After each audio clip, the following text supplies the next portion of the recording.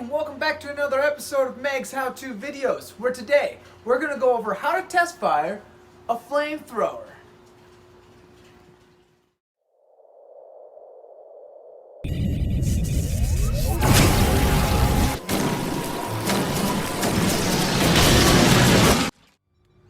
Now, before we go out to the field and test fire this flamethrower, let's go over the procedures and how it operates, and some safety precautions you should implement while testing. Here I have a 20-ounce CO2 tank. Now most of the time you'll see people having these for playing paintball, but here we're going to use it to pressurize our flamethrower. Why? Because CO2 is non-flammable, and this will help prevent us from having any kickback go through the gun and back into the tank and causing it to explode. To create the flame that'll ignite the fuel, we will be using a 1-pound propane tank with a torch head attached. Turn the valve to release the gas, then press the button to ignite. With the flame ignited, pull back on the trigger to release the pressurized fuel. Doing so will force the fuel through the flame and ignite it. Next, let's go over safety. When it comes to safety, I try to make it my number one concern. So here I got some leather gloves to protect my hands from the flame and heat. Also, I got a one-piece flame retardant coverall, some leather steel toe boots, an electronic welding mask, and last but not least, a fire extinguisher. Since we now know how to operate the flamethrower and how to be safe while doing so, let's go out to the field.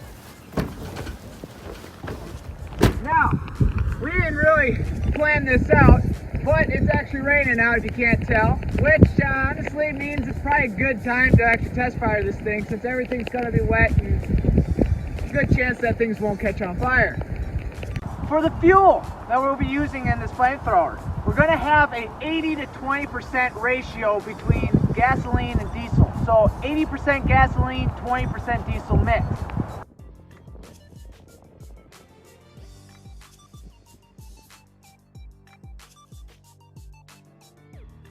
Alright, now we're going to pressurize the tank. To do so, first open the little valve. You're going to hear a little noise of the CO2 pressurizing the pipe. Last, you're going to open the big valve to pressurize the tank.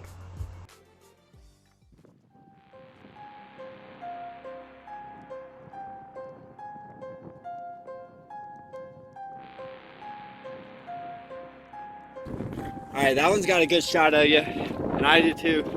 Just don't die. Hell yeah!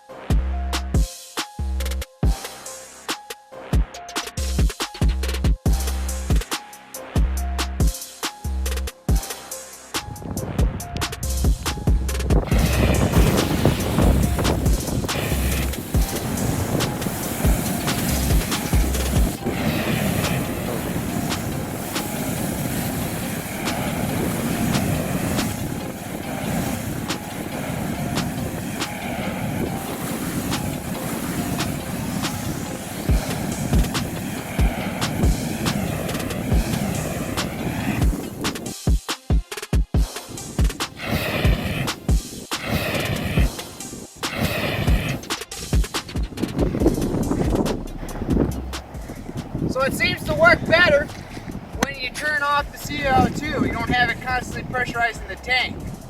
That's how you get that nice steady stream. So I suggest pressurize the tank, shut off the CO2, and then go instead of just keeping it continuously pressurized. That's what we were getting, just constant spray. It lights the ground on fire. But yeah, alrighty.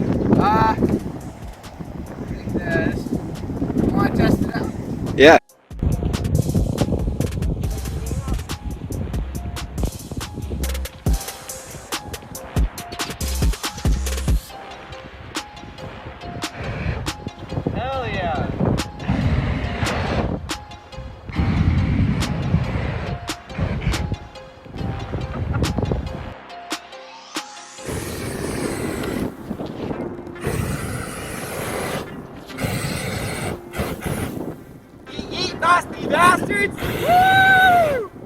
Yeah.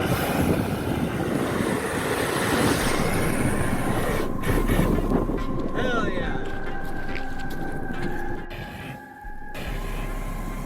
With the first test, we had a full tank and the CO2 was constantly pressurizing it. With the second test, the tank was about 3/4 of the way full, and we shut off the CO2 once the tank was pressurized. Here you can see, by having a full tank of fuel and both valves open allowing the CO2 to constantly pressurize the scuba tank, the fuel is forced out faster than it can be ignited. This is what creates those pools of fire all over the ground. The second test started out with a full tank of fuel, with the main valve closed, not allowing the CO2 to constantly pressurize the system. I found that there was less pools of fire being formed, but eventually the pressure in the tank runs out, leaving you with a slow stream of fuel.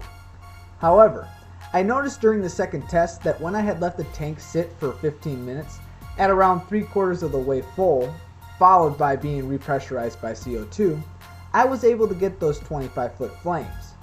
I'm not quite sure why that was, but further testing is needed. I would also like to test leaving those valves slightly open so that the tank can be constantly pressurized, but at a slower rate.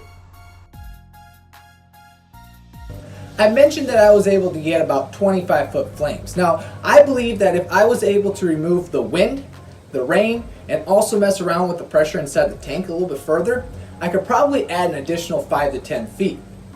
However, in the future, I plan on purchasing a high pressure nozzle. This in theory should help increase fuel pressure by decreasing the amount of fuel that is being dispensed at once.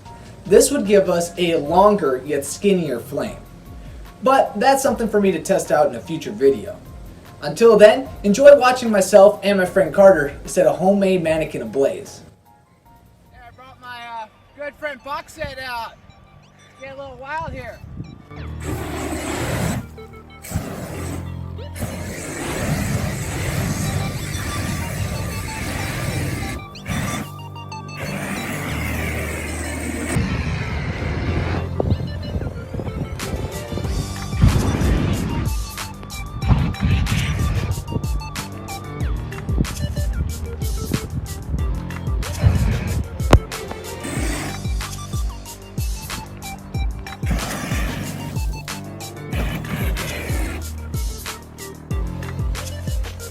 I think he's dead.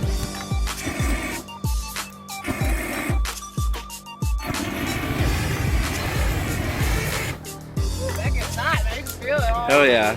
Definitely need to have that welding mask. Wow, it's holy buckets. It gets hot.